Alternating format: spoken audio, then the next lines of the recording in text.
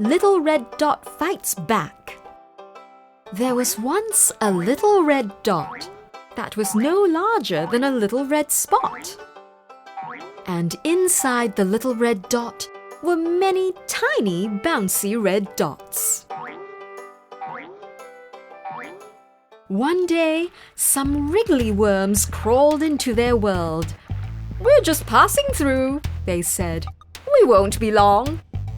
The little red dots waved them along, thinking the wriggly worms would soon be gone. But days passed, and then weeks passed. The wriggly worms were still around, and they were now fatter, longer, and hairier than when they arrived. They helped themselves to everything. The fresh orchids, ferns, and bright butterflies too. "Munch, munch, crunch," went the worms. "We won't be long now," called out the worms. "We're just passing through." The little red dots waved them along, thinking this to be true. But the wriggly worms stayed around, getting fatter and hairier and uglier by the day as they ate up everything in their way. Soon they needed wheelbarrows and skateboards to move along, and they never stopped eating. "Munch, munch, crunch," went the fat worms as they munched through the last flower and fern. "We were just leaving," called out the worms. "Munch, munch, crunch," they went as they attacked the bus stop, the bridge, and the bicycles. Soon nothing was left standing or working. It was just munch, munch, crunch, munch, munch, crunch. And then some dots were missing as well. "Aren't they supposed to leave? Why are they still here?" cried a little red dot. "Look at what they have done," wailed another. "My bicycle is gone. The bus stop is ruined. They've even gobbled up some of my friends." The little red dots looked at the worms, hungrily attacking the last lamppost. "We won't be long," said the worms, in between bites on the bulb. "Oh, what can we do?" cried one little red dot. "They've left us in ruins, and they don't look like they're leaving soon."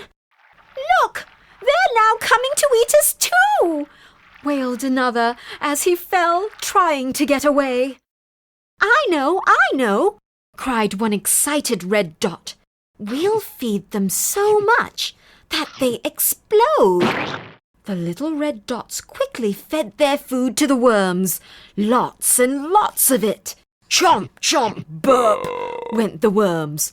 "Chomp, chomp, burp." Soon, all the food disappeared. Then, suddenly, kaboom! Ba-boom! Kaboom! Ba-boom! Kaboom! Ba-boom! All over the place. The fat worms were exploding. But there was a problem. There were more worms crawling out of the exploding worms, and some of the little red dots were covered in slimy stuff and could not be seen. "Oh no!" cried one worried dot. "Quick, put the worms in the wheelbarrows, push them into the sea." So the little red dots huffed and puffed and tugged and pulled to push the worms into the sea. But it was no use. The worms just kept crawling back and continued with their munch, munch, crunch, chomp, chomp, burp. Tired and discouraged, the little red dots sat down. "What do we do now?" wailed some of them. I know, a bright little red dot shouted out. "Let's cover everything in glow paint. When the worms eat the paint, they'll glow.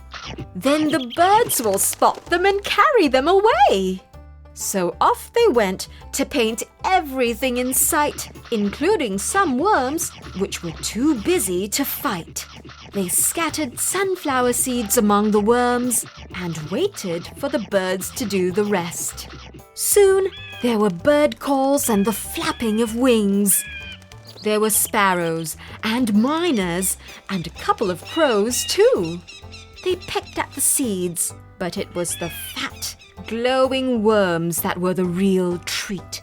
There was enough for a big feast. The little red dots cheered happily as the birds lifted the last glowing worm high up in the sky.